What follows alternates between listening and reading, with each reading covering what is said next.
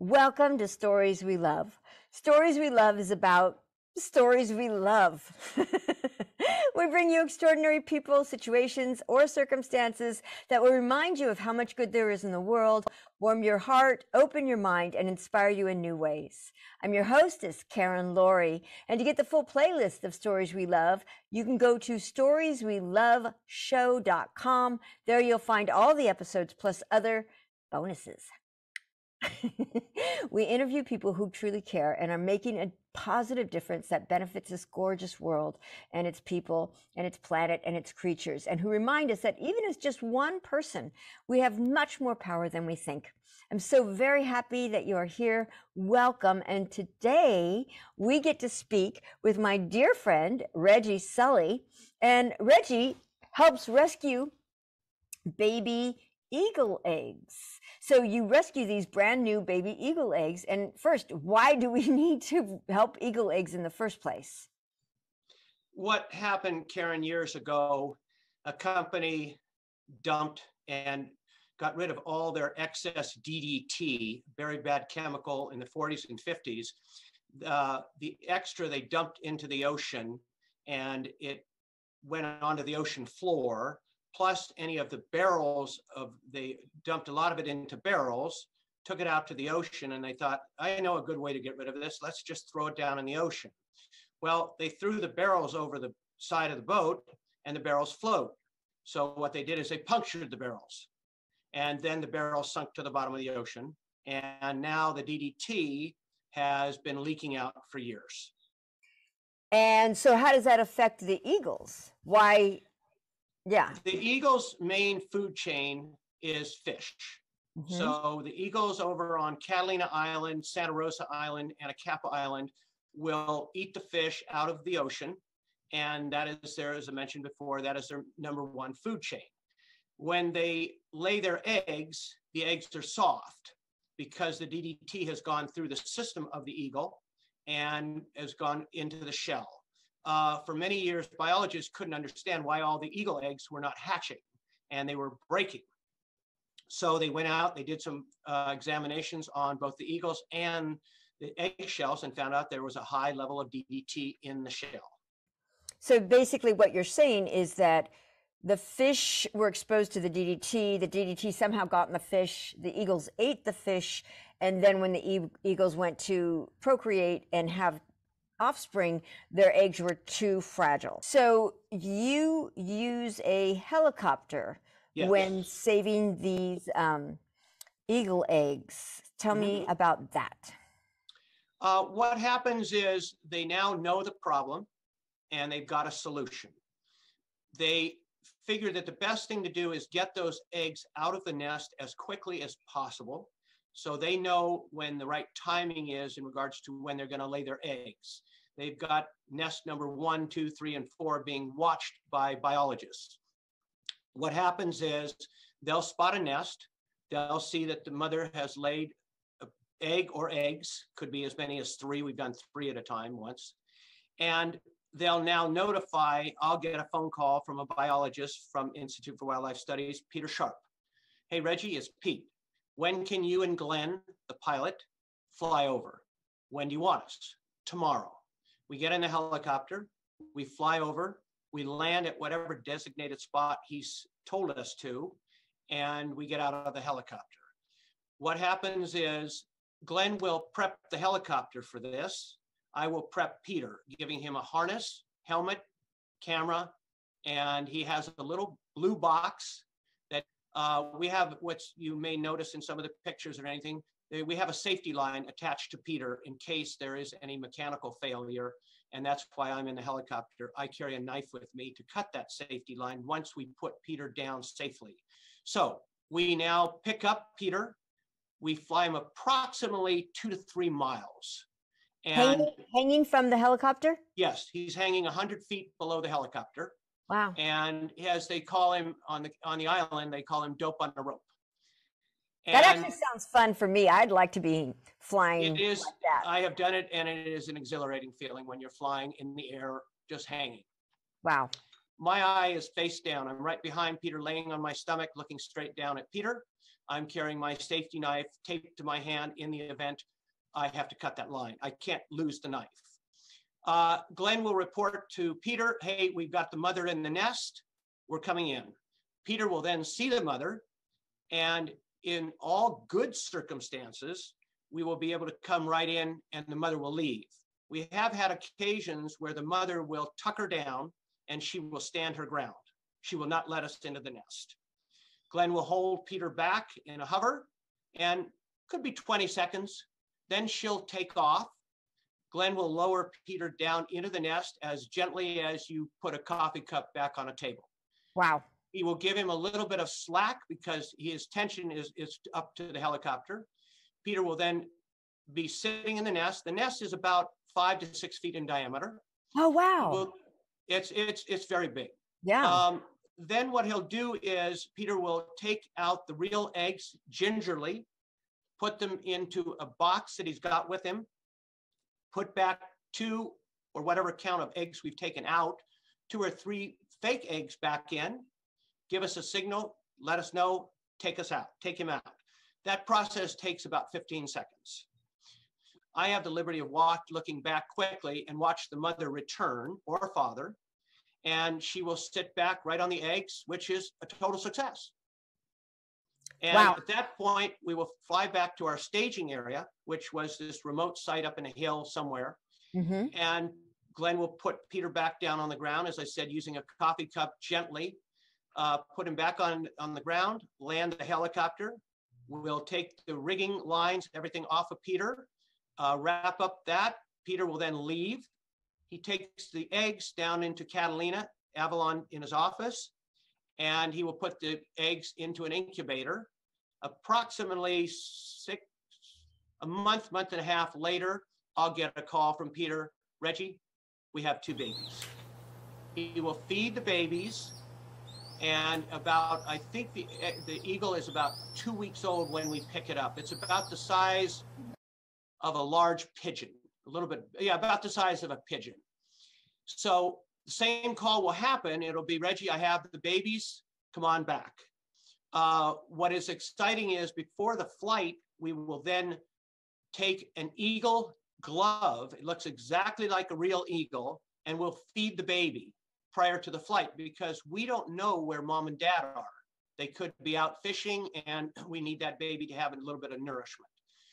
He will then, we're all ready to go. Peter has the eagle, excuse me, he has the baby eagles in a little cat box, typical cat box, and give us a signal. We've done our safety check. We're all set, hooks, everything, lines ready to go. Do the exact same process. This time, Glen will lower Peter back down into the nest. Mother could be there. She could be sitting on those fake eggs.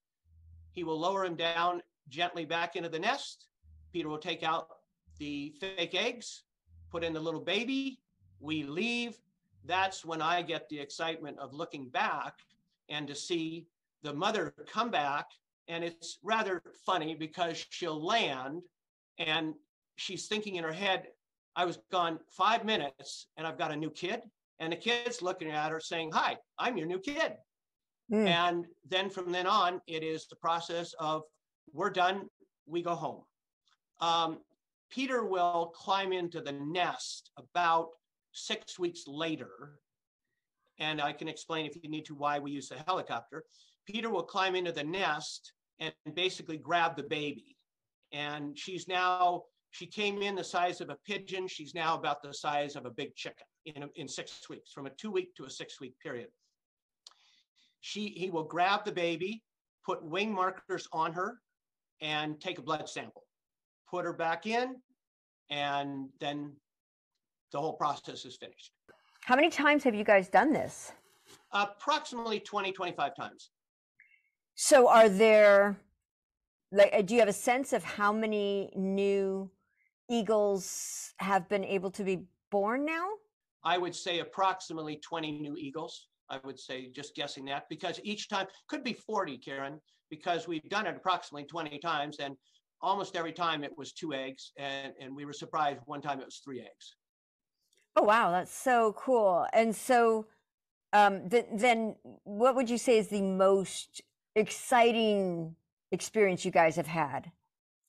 There was a time when when mother or dad leave the nest, they're I mean, upset. mother or dad eagle, you mean? Mother or father eagle leave the nest, they are they're upset, and they've left their egg and they want to stay with the egg. That's also the reason we use the helicopter.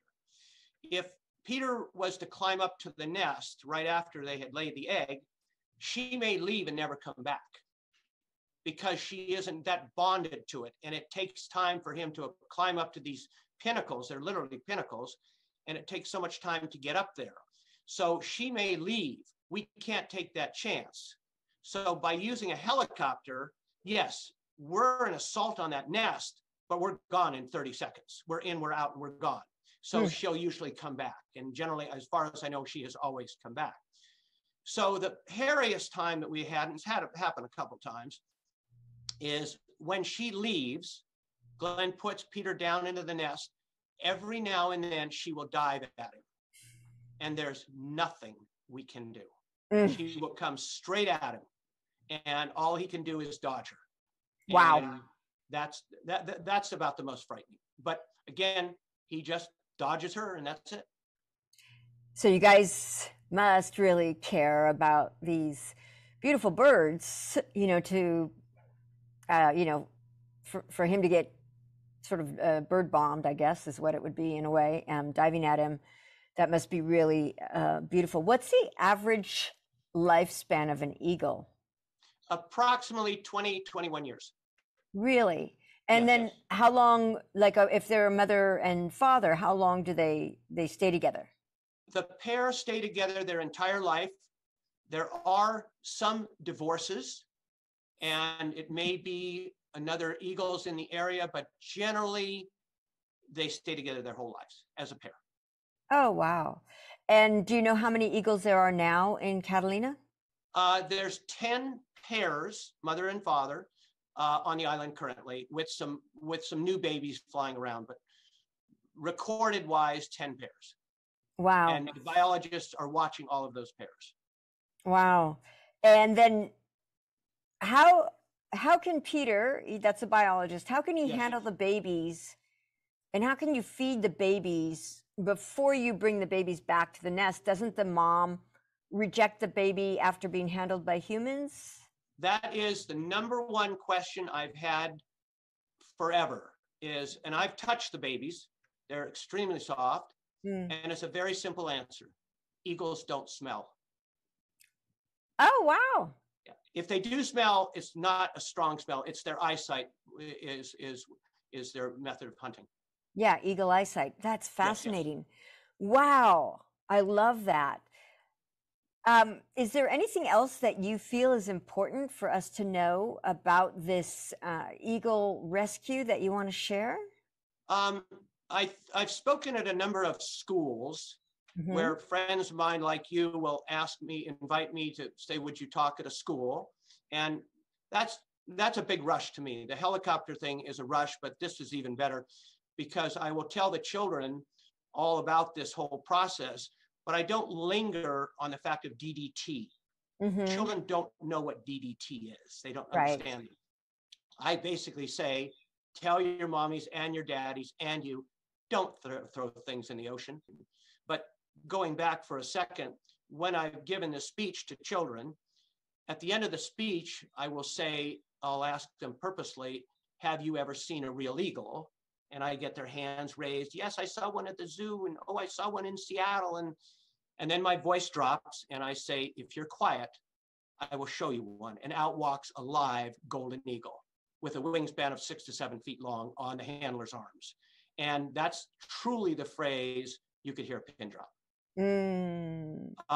One other part of nature, which I thought was fascinating, and we had the biologist and the veterinarian with us. We were getting ready for our flight. We were feeding the baby. The baby's butt was pointed to the back of the cab of the truck. And we were feeding from on the tailgate. And all of a sudden, Peter said, watch out. She started bouncing in her little cat box and moving her head from facing out to facing the cab of the truck where the windshield is. And she took a little poop. And Peter said, that's the way the eagles keep their nests clean. They poop outside the nest. But then I said to everybody, how did that eagle know it was pointed to the cab of the truck and it pooped out the back of the truck, which I thought was nature to the maximum. Yeah, the wisdom and the brilliance of nature is so awe-inspiring to me, and I love that you brought that up.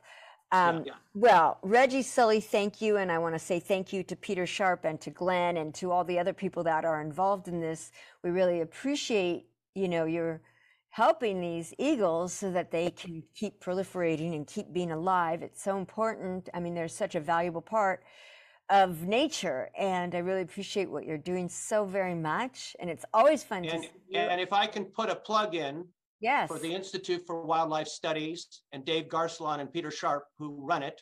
Yes, they would accept any donations they can have, whatever they want. Anything to do with nature, Institute for Wildlife Studies help. So anybody wants to help them out, they deserve it. I love that. Thank you so much. It's always good to see you. Appreciate you so much. This is just beautiful. Thank you, Reggie. Thank you, Karen. Take care. And thank you, everyone, for joining Stories We Love. We love you, and hopefully this will have inspired you in some way, not to throw anything in any body of water, and also to be aware of the brilliance of nature. I mean, nature is incredible. So thank you so much. And again, the Institute of Wildlife Studies, is that where you want it to go? That's where you want us to check out? Yes, and anybody can go online and they can see live pictures of the eagles in the nest. They can track the eagles where they are on with their tags. It's a fascinating site to go to. Oh, I love that. Thank you so much. And thank you, everyone. Please take good care.